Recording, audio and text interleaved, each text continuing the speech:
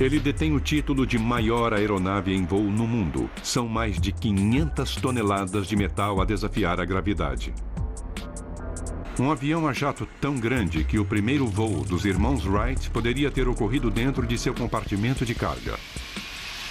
As 6 turbinas desse gigante geram mais de 150 mil quilos de empuxo, fazendo dele a aeronave mais potente do mundo. Não há nada igual ao Antonov 225.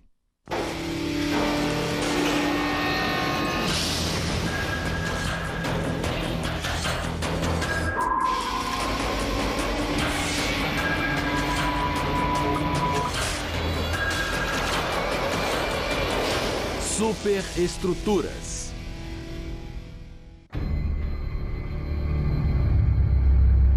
É um jato gigantesco, com dimensões que desafiam a imaginação. Com seus tanques cheios de combustível, esse monstro pesa mais de 560 toneladas. Ele parece desafiar a gravidade quando eleva todo esse peso aos céus.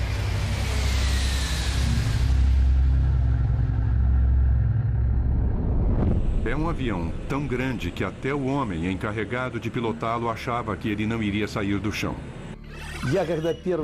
Quando eu vi o avião na linha de montagem pela primeira vez, eu disse, não é possível. Não é possível que esse avião possa decolar.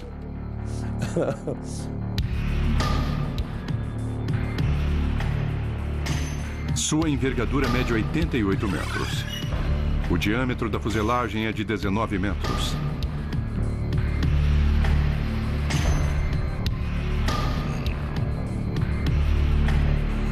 Sua altura é de quase 7 andares. Essa aeronave é tão imensa que um só trator não consegue movê-la. São necessários 2 tratores pesados para rebocá-la do hangar para a pista. Todos esses dados somados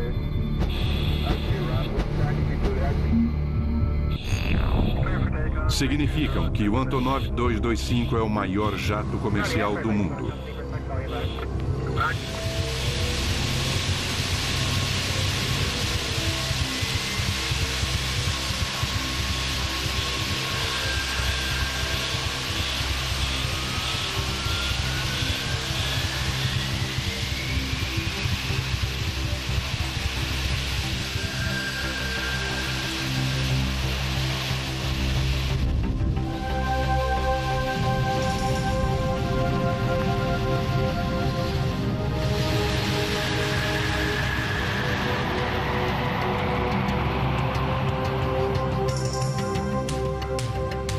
Esse monstro de 6 motores é o campeão peso pesado dos céus. Imagine um avião tão gigantesco que mal consiga passar entre os postes de gol do futebol americano. Para que se possa ter uma ideia, o jato mais utilizado do mundo, o 737, parece um anão ao lado dele. E com seus 84 metros de comprimento, é 14 metros maior do que o maior jato de passageiros que existe, o Boeing 747-400.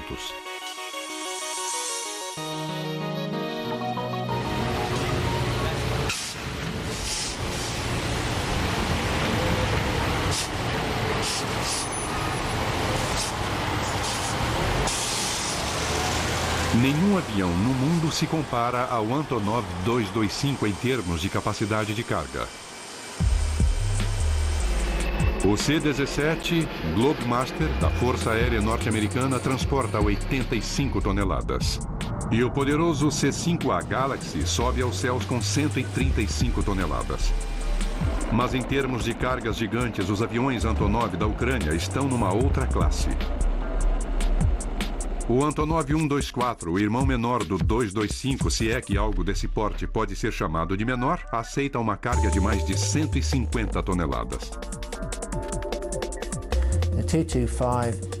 O 225 é a próxima ordem de magnitude. Sua capacidade de carga é de 250 toneladas e é capaz também de carregar 250 toneladas sobre seu teto. Além de ser o campeão de levantamento de peso, o avião é imenso. Sua fuselagem é cavernosa, capaz de engolir 8 casas de tamanho médio. É um jato colossal. Já houve quem, ao ficar à sua sombra, o chamasse de céu encoberto de alumínio. Mas ser o maior do mundo não é a única coisa que distingue esse jato soviético de todos os outros aviões. Não se encontra um Antonov 225 com facilidade. Na verdade, você está vendo o único que existe.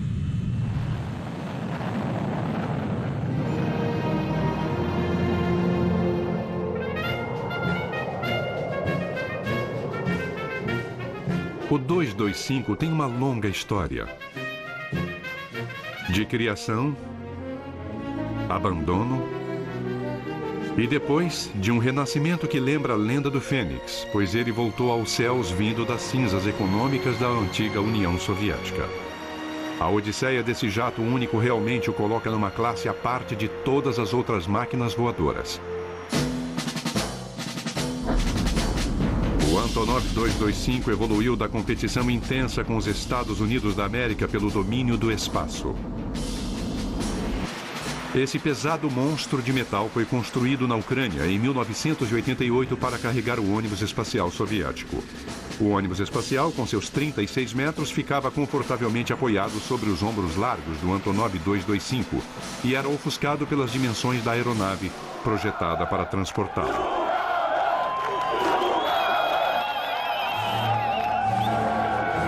Para a infelicidade do 225, tamanho não é documento. Em 1989, o Muro de Berlim caiu e em 1991 a própria União Soviética virou história. Nem mesmo seu tamanho poderia salvar o Antonov 225 dos problemas econômicos de um país em transição.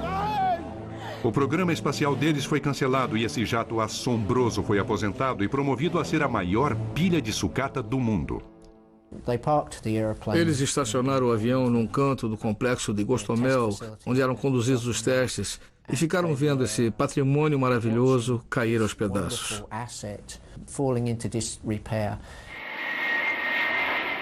Quase 10 anos iriam se passar até que o poderoso Antonov 225 viesse novamente a desafiar as probabilidades e a gravidade.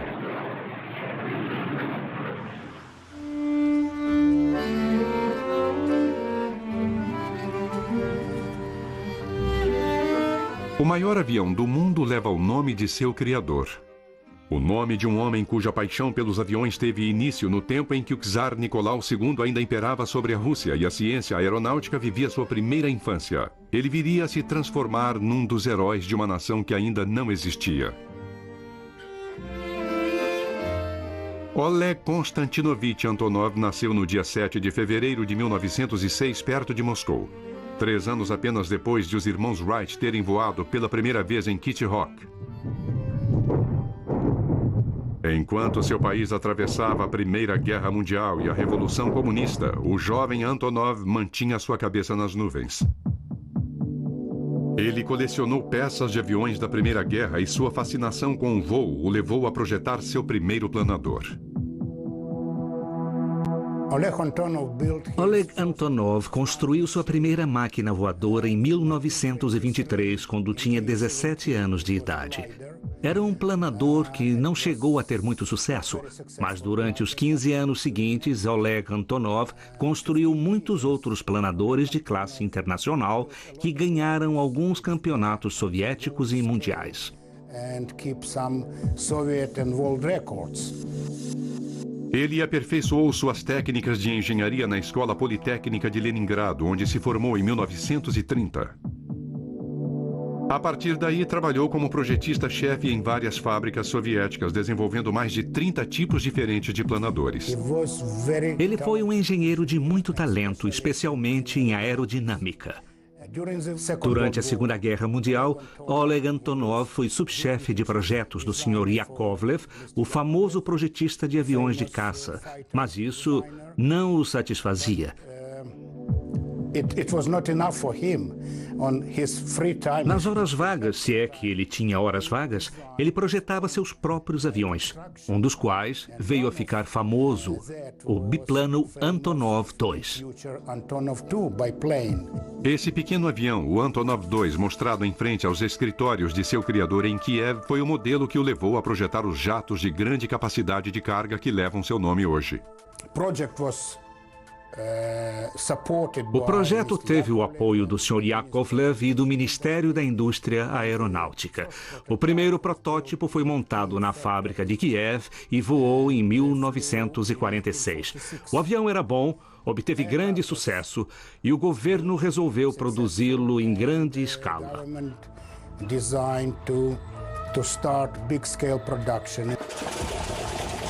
Antonov montou seu próprio escritório de projetos em Kiev, com o objetivo de construir um avião que resistisse aos rigores climáticos de toda a vasta União Soviética.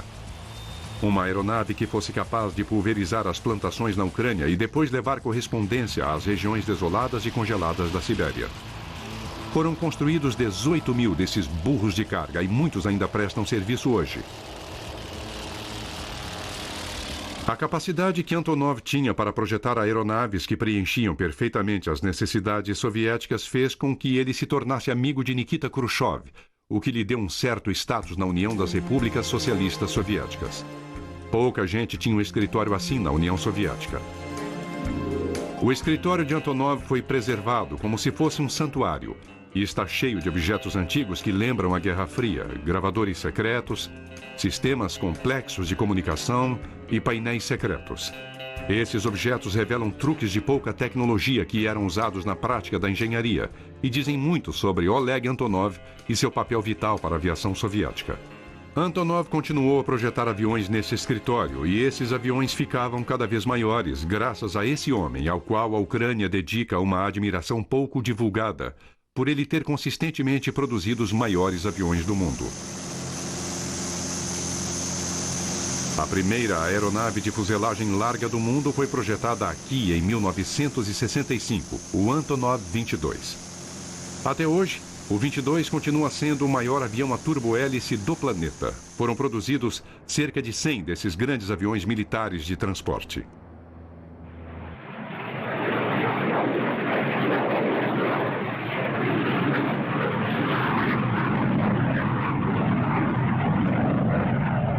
E depois veio o que é ironicamente chamado de irmão menor do maior jato do mundo. O Antonov 124.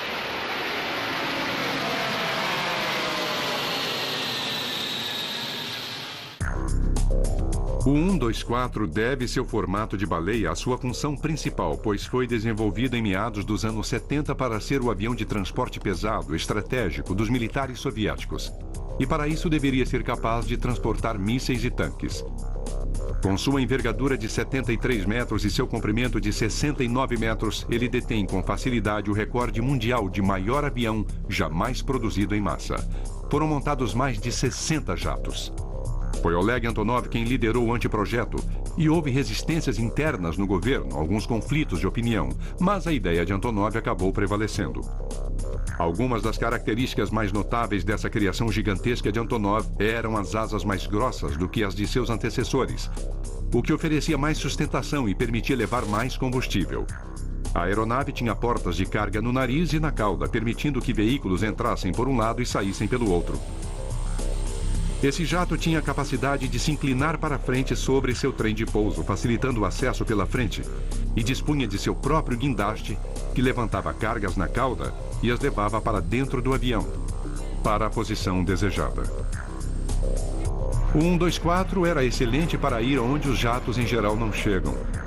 Usava um trem de pouso gigantesco para pousar suavemente onde fosse necessário, mesmo em pistas não pavimentadas.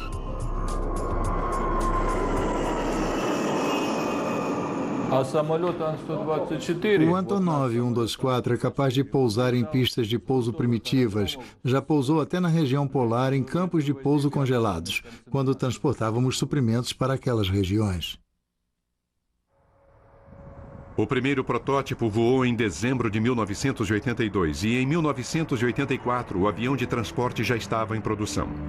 Oleg Antonov, seu criador, faleceu naquele mesmo ano, aos 78 anos de idade. O calendário na sua mesa no escritório ainda marca aquele ano. A presença desse pioneiro da aviação ainda pode ser sentida em seu escritório, intocado, e nos enormes aviões que projetou. O sucesso obtido pelo modelo 124 permitiu que a companhia que Antonov deixou como legado se lançasse no projeto de um avião ainda maior, um jato que estivesse à altura do programa espacial soviético e de sua corrida contra os Estados Unidos para o domínio do espaço.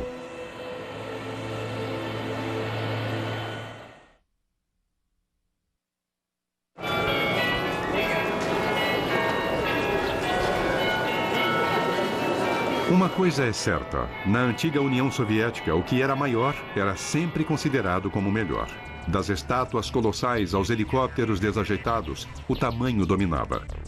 A competição com o Oeste era feroz durante a Guerra Fria, e os projetistas da Antonov se esforçavam para superar os americanos. Eu me lembro que competíamos com os Estados Unidos o tempo todo em termos de aeronaves de transporte. Eles construíram o Hércules, nós construímos o Antonov 12. Depois o Antonov 22. Eles construíram o C-5. Construímos o Antonov 124. Depois, só o Antonov 225. Talvez os Estados Unidos não precisassem de um avião maior e talvez não tenham construído mais nada justamente por causa do Antonov 225. A competição entre os dois blocos era mais intensa na corrida para o espaço. Os soviéticos estavam desenvolvendo seu próprio ônibus espacial chamado Buran, que significa tempestade de neve. Seu projeto era parecido com o ônibus espacial americano. Os engenheiros soviéticos haviam tentado projetar algo diferente, mas no fim uma cópia dinâmica em forma de flecha foi a escolhida. Há, no entanto, diferenças significativas, pois o Buran não tem motores principais para que possa levar mais carga, e por isso depende exclusivamente dos foguetes externos para entrar em órbita, o que lhe dá uma capacidade de carga 4 vezes maior. Diferentemente do ônibus espacial americano, que tem motores principais com tanque externo e foguetes propulsores a combustível sólido, o Buran usa foguetes que queimam combustível líquido controlados por acelerador, que são ligados e desligados para evitar explosões como a que causou o fim da missão Challenger em 1986. Nos anos 80, o programa do ônibus espacial soviético estava atrasado, mas eles queriam acompanhar o ritmo do programa norte-americano. Os soviéticos não tinham um veículo maior para transportar o Buran, por isso, em 85, foi iniciado o programa do Antonov 225. Era necessário inventar e projetar um sistema e um veículo para transportar esse ônibus espacial para a área de lançamento que ficava muito distante da fábrica. Essa aeronave foi construída sob exigências muito fortes, tanto em termos de prazo como de custo. E tudo era consequência do fato de que os Estados Unidos já tinham seu ônibus espacial e a União Soviética estava ficando para trás. O escritório de projetos Antonov vivia sob pressão. Por isso, eles decidiram modernizar o Antonov 124, atualizá-lo e usar os componentes e peças que estavam prontas do 124 para criar um jato maior e mais eficaz para transportar o ônibus espacial.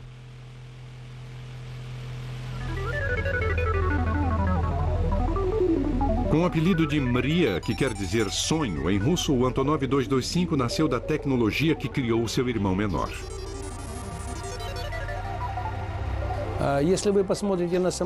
Olhando bem para o 225, é possível notar que ele tem muitas semelhanças com o Antonov 124. Há muito em comum entre os dois aviões. O corte transversal é idêntico ao do Antonov 124. Os painéis do para-brisas do 225 são, na verdade, os mesmos do 124. E as turbinas são as mesmas do Antonov 124. A diferença é que são 6 ao invés de 4.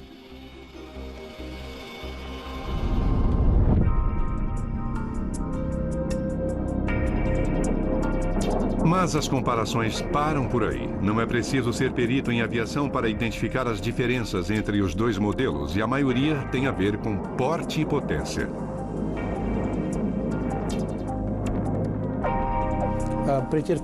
Houve uma alteração na seção de cauda. É uma cauda de empenagem única para compensar pelo transporte do ônibus espacial sobre a aeronave.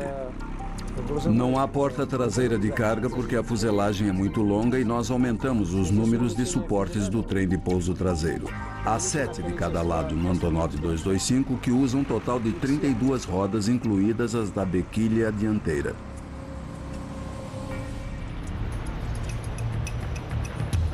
Os projetistas da Antonov em Kiev receberam ordens para projetar e fazer voar esse jato gigantesco em apenas 3 anos e meio. No início, a tarefa parecia impossível. Os engenheiros não conseguiam nem encontrar um galpão suficientemente grande para montar o jato. Foi um problema encontrar um local para construir a aeronave, pois ela não caberia em nenhuma das instalações existentes. No início, tivemos de construir a fuselagem em seções e armazená-las em ângulo para que coubessem dentro do galpão. Graças à burocracia soviética, os projetistas do Antonov 225 chegaram ao ponto de ter mais avião do que hangar. Na União Soviética, era mais fácil construir um galpão do que um avião. Construíamos aviões em menos tempo do que éramos capazes de construir prédios. E tivemos que montar o 225 tão rapidamente que ele cresceu mais rápido do que o galpão onde estávamos montando. Houve problemas com o projeto também. O 225 foi projetado para transportar cargas gigantes e o avião teria de ser capaz de pousar onde fosse necessário levar esses objetos de grande porte. Tivemos problemas com o trem de pouso. Tínhamos de resolver o problema de criar uma aeronave com um peso de decolagem de 600 toneladas que também fosse capaz de pousar em pistas que não eram feitas para o peso dela. O trem de pouso teve de ser projetado de modo a não quebrar as pistas. A solução do problema foi o enorme conjunto de trens de pouso do Antonov 225 que envergonha qualquer carreta de 18 rodas. São 32 que queimam borracha cada vez que esse colosso de 600 toneladas toca o solo. Houve também outros desafios. O chefe dos projetistas se lembra de um susto que levou quando o jato estava quase pronto. Depois que o avião ficou pronto, descobriu-se que não era possível instalar o Buran sobre a fuselagem. Naquela época, não tínhamos equipamento de carga e o guindaste que havia no aeroporto não conseguia instalar o Buran. Os engenheiros tiveram de projetar e construir às pressas um guindaste especial para elevar o Buran a 20 metros de altura e colocá-lo sobre a fuselagem do 225. Os projetistas do 225 sobrepujaram as enormes dificuldades associadas com sua enorme aeronave e cumpriram o prazo.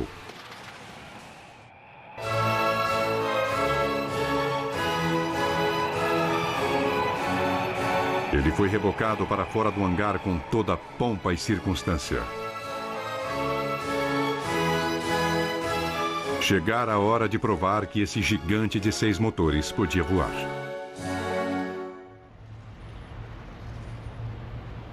O escritório de projetos Antonov trabalhou duro para concluir o 225 dentro do prazo estabelecido pelo governo soviético. Naquela época havia uma tradição de terminar as tarefas antes do fim de cada ano. O voo inaugural do avião ocorreu no dia 1º de dezembro de 1988. O diretor de testes de voo, que achava impossível o Antonov 225 voar, mudou rapidamente de opinião ao participar do primeiro voo histórico desse avião. Começamos a testar o avião na pista de taxiamento. Depois conduzimos testes na pista de pouso e finalmente decolamos para o primeiro voo.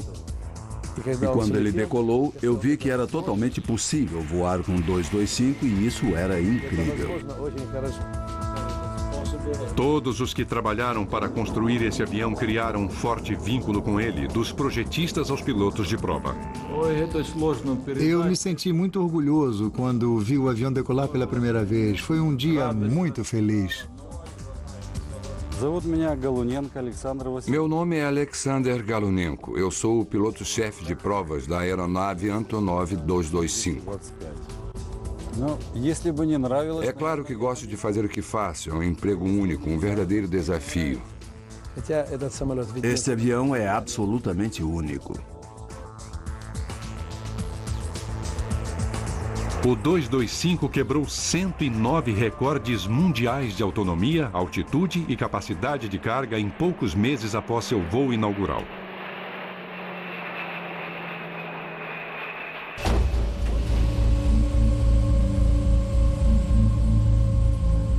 Em 1989, o avião cumpriu a missão para a qual foi projetado.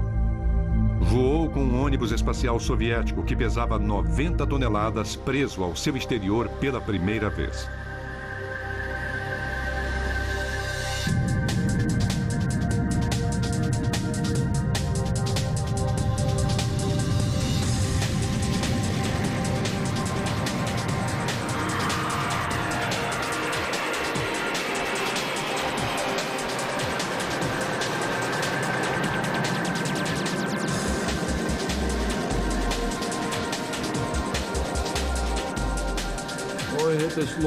É muito difícil descrever o que eu senti. Orgulho, alegria. Eu fiquei eufórico, muito alegre quando ele voou com o Buran. Todo mundo ficou muito feliz.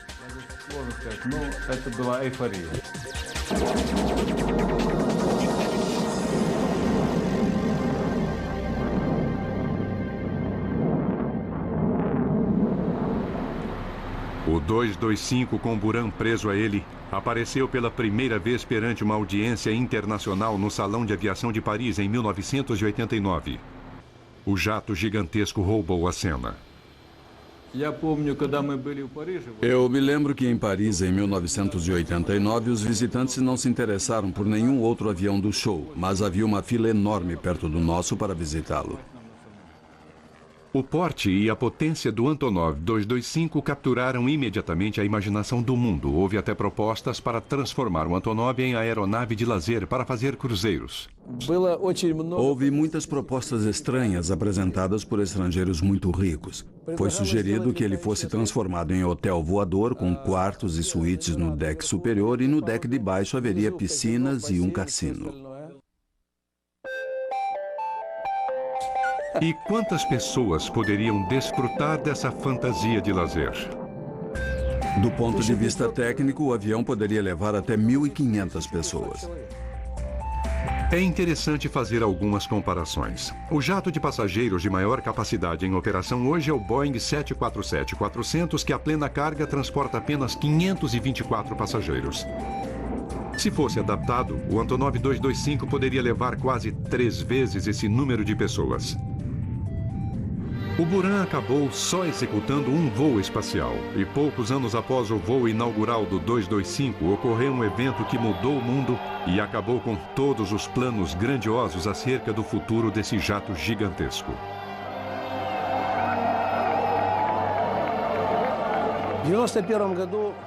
Em 1991, a União Soviética entrou em colapso e seu programa espacial, do qual esta aeronave fazia parte, ficou sem financiamento.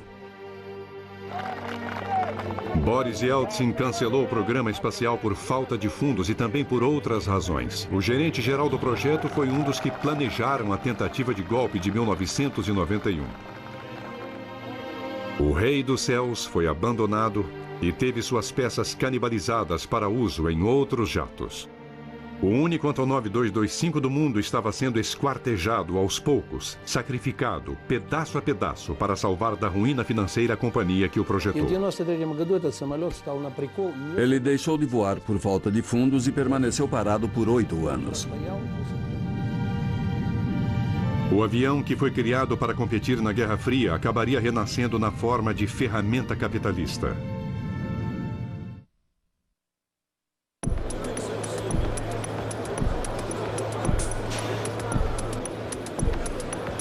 Com a queda da União Soviética, o escritório de projetos Antonov foi forçado a lutar por sua sobrevivência. Para continuar funcionando sem verbas do governo, começaram a utilizar sua frota de aviões comerciais gigantescos. Começamos a oferecer ao mercado o principal componente de nossa frota, o Antonov 124, que permite que transportemos cargas de grandes dimensões e muito pesadas. Eles formaram então uma parceria com a firma inglesa Airfoil Heavy Lift e fundaram as linhas aéreas Antonov. A empresa de Londres está a cargo do recebimento dos pedidos e da programação de voos. Juntas, as duas companhias preenchem um nicho do mercado usando os megajatos da Antonov que ninguém mais tem. O maior concorrente deles no Ocidente utiliza Jumbo 747 de carga, que não são grandes o suficiente para transportar certos tipos de carga superdimensionada. E logo a Antonov começou a transportar tudo, de geradores de hidroelétricas a equipes de carros de corrida, carros, equipamentos de apoio e todo o resto para qualquer destino no mundo. É quase que uma questão de você mencionar qualquer coisa e nós dizermos que já transportamos. A carga que me marcou mais foi a locomotiva que levamos completa do Canadá à Irlanda faz alguns anos, estabelecendo o recorde mundial de carga comercial, pois ela pesava 109 toneladas. O conceito psicológico de colocar uma locomotiva dentro de um avião é demais para uma mente normal.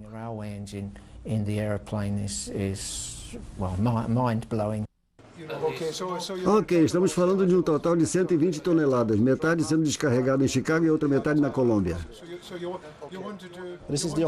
Aqui fica o centro de operações da Airfoil Heavy Lift, e é daqui que coordenamos os voos que operamos juntos com o escritório de projetos da Antonov, que incluem aviões Antonov 124 e 225.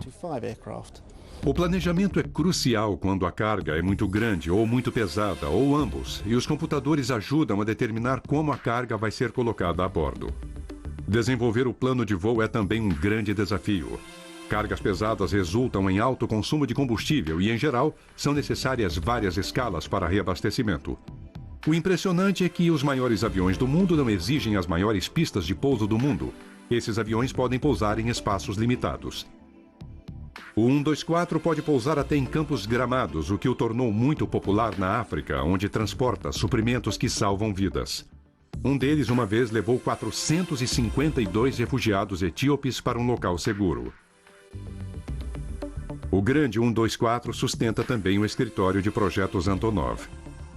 Ao utilizá-lo para prestar serviços, a companhia conseguiu sobreviver à queda da cortina de ferro. O nosso Antonov 124 produz dinheiro que, em tempos difíceis, ajuda a manter nosso escritório de projetos em Kiev.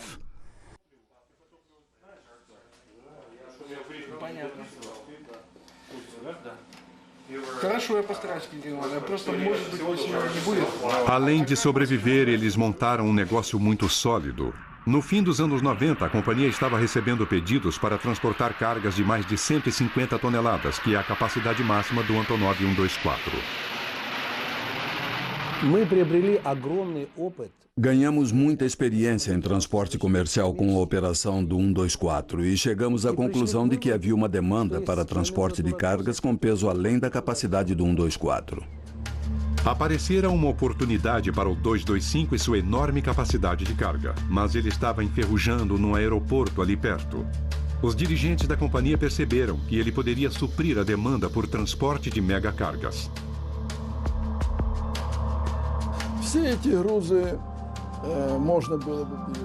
Essas cargas pesadas podem ser transportadas pelo Antonov 225 com facilidade e a administração de nossa companhia decidiu recuperar a aeronave que estava abandonada havia muitos anos. O escritório de projetos Antonov decidiu que o jato de carga deveria retornar aos céus e estabeleceu uma meta ambiciosa: fazer o segundo lançamento do enorme Antonov 225 no Salão de Aviação de Paris. Mas depois de ficar parado durante 8 anos, o 225 precisava de uma reforma completa antes de poder voar novamente.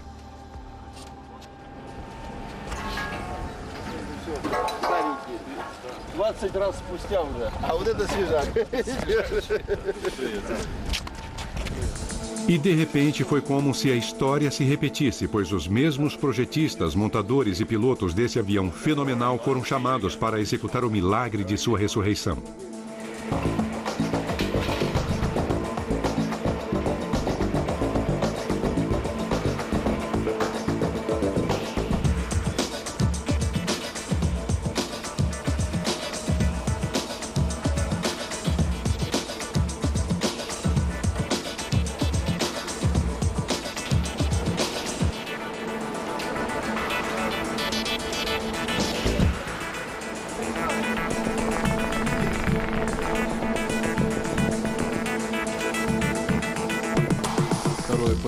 O nosso problema agora é obter o certificado da aeronave. Queremos obter um certificado múltiplo, o que significa que temos que substituir alguns sistemas militares por sistemas civis por razões de segurança.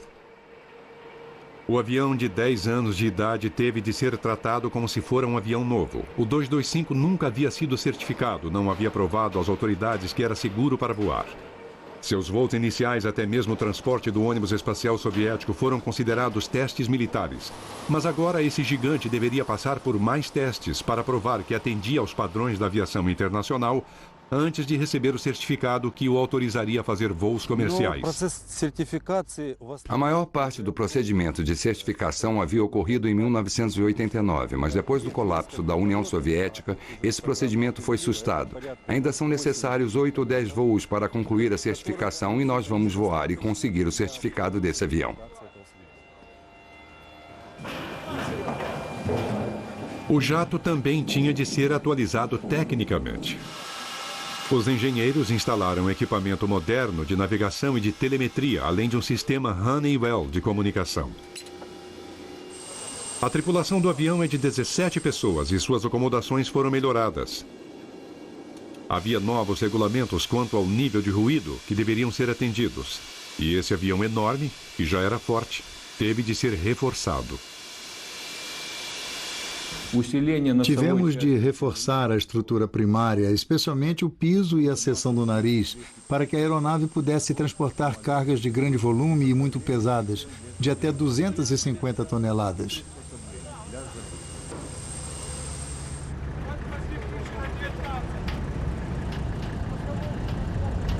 Todas essas melhorias foram necessárias para preparar esse grande jato para longos transportes. O avião está sendo submetido agora à manutenção de solo, antes do nosso primeiro voo, depois desse tempo todo parado. O 225 recebeu 6 turbinas novas fabricadas na Ucrânia, que produzem em conjunto mais de 150 mil quilos de empuxo.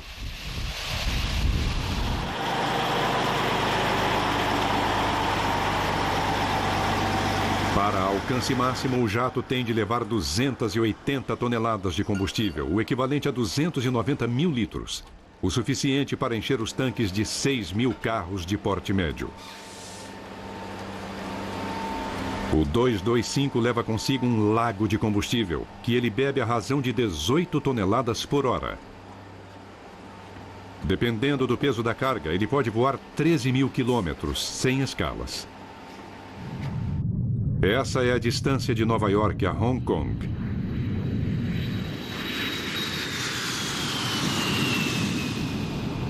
Antes que um piloto faça esse enorme pássaro abrir suas asas de quase 90 metros, ele tem de se preparar para algumas das peculiaridades de um monstro desse porte. É claro que há certas dificuldades. O piloto tem que se preparar para certos momentos.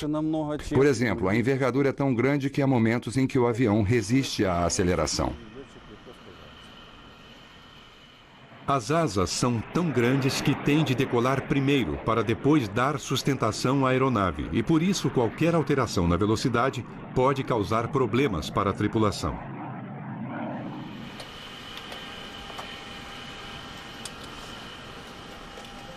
E a cabine, colocada lá em cima, faz com que o piloto fique a uma altura de 3 andares sobre o solo. E o que ele vê não é necessariamente o que precisaria ver.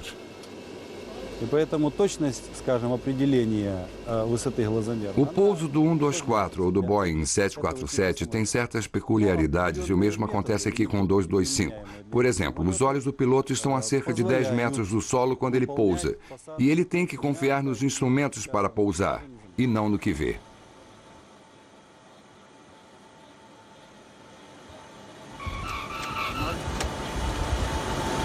O peso máximo de decolagem desse jato potente é de fantásticas 580 toneladas. É o equivalente à soma dos pesos de decolagem de 8 Boeing 737. Será que o piloto tem de fazer muita força para subir aos céus com 640 toneladas de alumínio, combustível e carga? Não, é interessante. Todo mundo que vê o avião pela primeira vez me pergunta isso. A impressão é de que se precisa de um homem muito forte, um piloto grande, para operar esse avião grande. Mas, na realidade, qualquer piloto, grande ou pequeno, que receba o devido treinamento pode operar o 225. O piloto não precisa ser forte. Ainda assim, o piloto tem de ter uma palma da mão muito grande para empurrar os 6 aceleradores ao mesmo tempo ou ter ajuda de alguém.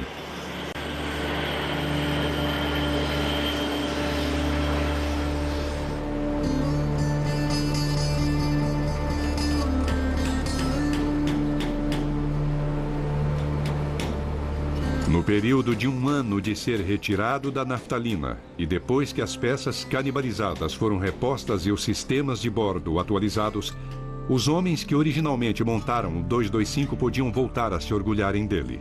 Chegara a hora do voo de teste para provar que o 225 podia voar novamente.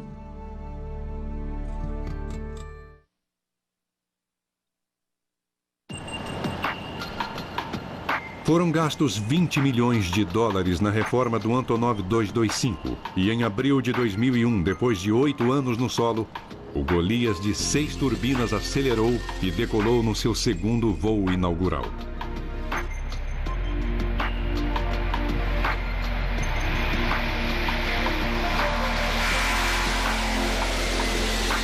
Com o maior avião de transporte novamente em operação, o escritório de projetos Antonov já faz planos para explorar da melhor maneira a capacidade do 225.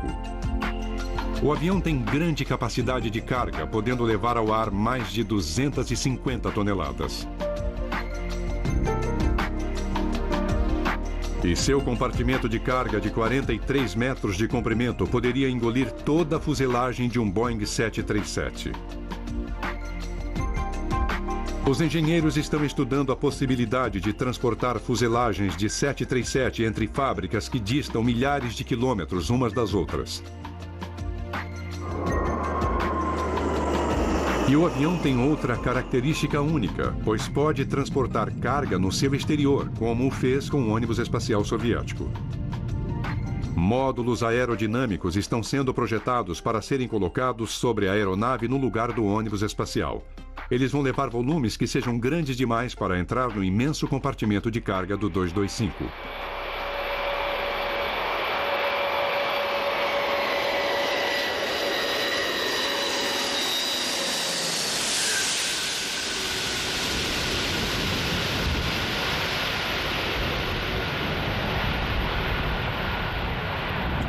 O avião recebeu seu certificado 1 mês depois do primeiro voo.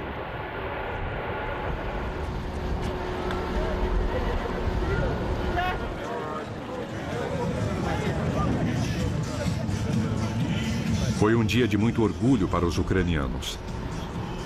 Numa grande cerimônia, a qual compareceu o presidente Kuchma, da Ucrânia, a aeronave recebeu sua certificação para a operação comercial. O trabalho começou a dar frutos poucas semanas depois e eles conseguiram atingir sua meta.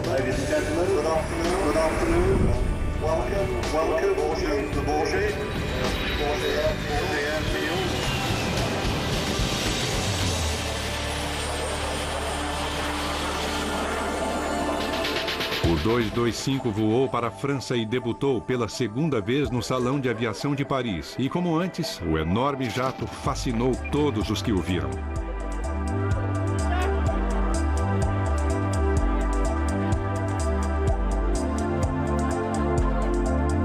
Mas dessa vez o 225 apareceu como representante do comércio e não dos cosmonautas. Desta vez, tampouco havia um ônibus espacial soviético montado sobre a fuselagem do avião.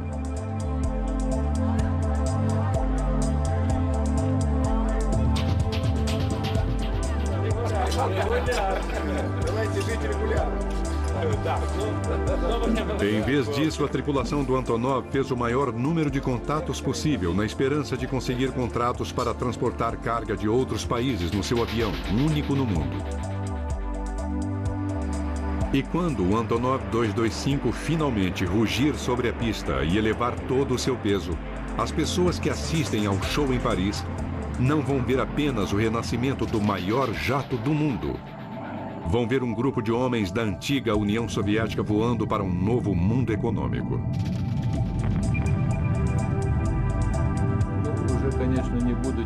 O que eu sinto agora não é muito diferente do que eu senti no primeiro voo. Sinto orgulho pela companhia Antonov e fico satisfeito porque em tempos tão difíceis conseguimos os recursos para fazer essa aeronave retornar à operação. A ressurreição dessa aeronave no Salão de Paris foi um sucesso absoluto. 13 anos depois de seu voo inaugural, o 225 está de volta aos seus momentos de glória. Transformado de gigante da Guerra Fria em gigante comercial, esse jato de fuselagem larga está pronto para enfrentar os rigores do transporte de cargas pesadas por todo o planeta. Versão brasileira Sincrovídeo.